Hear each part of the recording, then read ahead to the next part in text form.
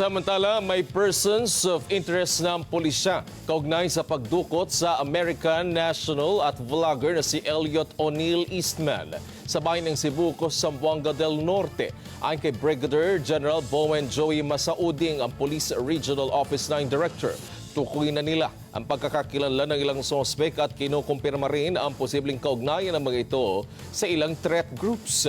Bumuo na ng Critical Management Task Group o CIMTG ang PRO9 na tututok sa investigasyon at tutugi sa mga kidnapper pang matiyak na ligtas na makababalik sa kanilang pamilyang dayuhang biktima. Maliban dito, sinabi ni Masauding, bumuo rin sila ng Sub-Task Group Quick Reaction Team na mga ngasiwa sa hot pursuit operations kasabay ng pagtatalaga ng karagdagang puwersa sa ilang lugar. Naka-alerto rin ang lahat ng police units sa Zamboanga Peninsula sa pamamagitan ng mga itinayong checkpoints.